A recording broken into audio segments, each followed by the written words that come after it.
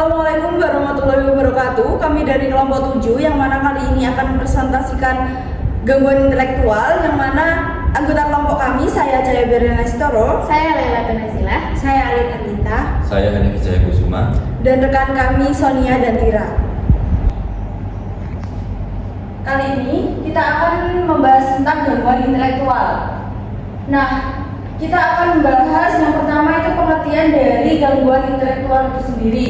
Retensi mental atau kelainan intelektual yang dikenal dengan istilah disabilitas intelektual. Ketika seseorang memiliki keterbatasan dalam fungsi mental dan keterampilan seperti komunikasi, menolong diri sendiri, keterampilan sosial. Keterbatasan ini akan menyebabkan seorang anak belajar dan berkembang lebih lambat dibandingkan anak pada umumnya.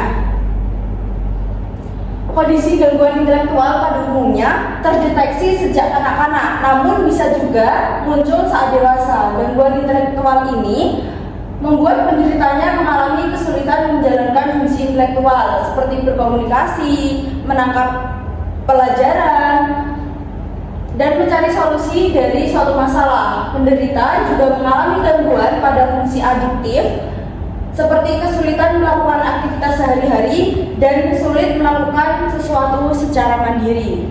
kemudian yaitu deteksi dini gangguan intelektual meliputi karakteristik yang pertama yaitu menunjukkan adanya kendala pada aspek tentang perhatian, daya ingat, dan cara belajar.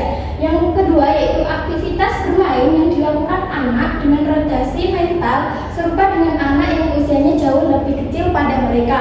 Kemudian yaitu selanjutnya gejala yang memperhubungkan dengan kecerdasan meliputi yang pertama yaitu pembelajaran yang tertunda atau melambat dalam bentuk apapun.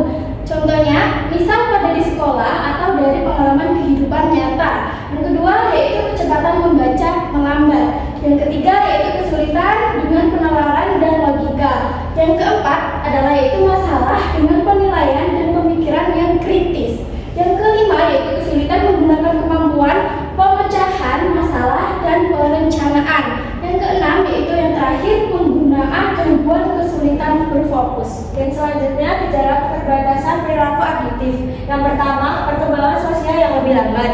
Yang kedua, kesulitan mempelajari cara melakukan pekerjaan rumah atau tugas umum lainnya. Yang ketiga, kesulitan memahami konsep seperti manajemen waktu atau uang.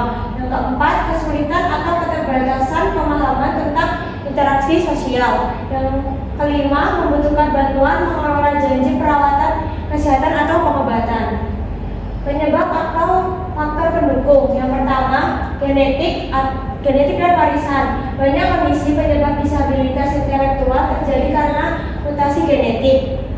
Beberapa dari mutasi ini dapat diturunkan dari generasi ke generasi. Contohnya, sindrom Down, sindrom Fragile X, atau sindrom Prader-Willi. Yang kedua, infeksi. Beberapa infeksi seperti toksoplasmosis dan rubella dapat mengganggu perkembangan janin sehingga mengakibatkan kondisi yang dapat menyebabkan kecacatan intelektual seperti cerebral palsy.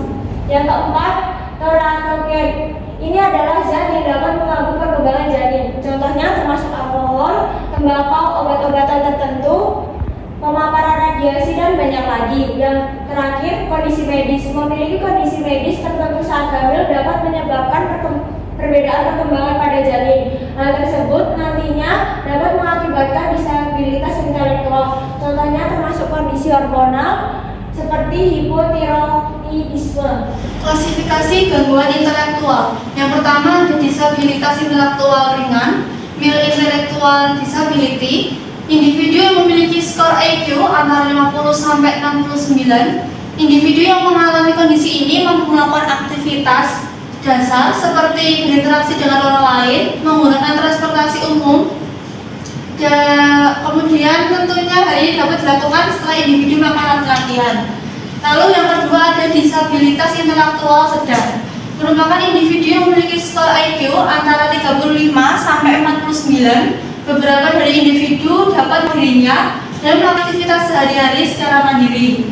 Mereka juga mampu melakukan persiapan makan, mengikuti arahan resep, melakukan pekerjaan telah diulang terus-menerus, kemudian menggunakan transportasi umum.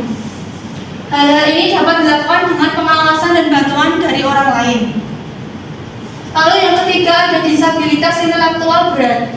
Ini diberikan kepada orang yang memiliki skor IQ antara 20 sampai 34. Disabilitas intelektual berat ini membutuhkan pengawasan dan dukungan. Beberapa dari mereka mungkin saja bisa memiliki keterampilan perawatan diri dasar dengan melakukan pelatihan intensif. Kemudian yang keempat ada disabilitas intelektual sangat berat. Ini seseorang memiliki IQ skor di bawah 20. Individu dengan kondisi ini tidak hanya memiliki gangguan motorik, namun juga memiliki gangguan pada sensorik. Mereka sangat membutuhkan dukungan dan pengawasan setiap hari. Ada yang terakhir ada pencegahan dan penanganan. Untuk dapat mengoptimalkan kemampuan anak dengan retardasi mental, penanganannya harus secara komprehensif antara orang tua, psikolog, dan dokter, guru, dan juga terapis. Apabila ada pelatihan atau pendidikan yang diberikan, tentu saja mengacu pada tingkat retardasi yang dialami oleh anak dan potensi yang dimilikinya.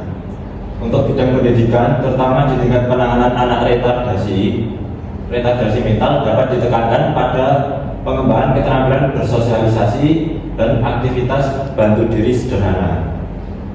Nah, yang terakhir yaitu kesimpulan dari materi di atas, yaitu gangguan intelektual merupakan berbagai aspek kehidupan seseorang, termasuk kemampuan belajar, berkomunikasi, dan beradaptasi dengan lingkungan sekitar. Dan juga edukasi masyarakat tentang gangguan intelektual dapat membantu mengurangi stigma dan meningkatkan inklusi sosial bagi individu yang mengalami kondisi seperti ini.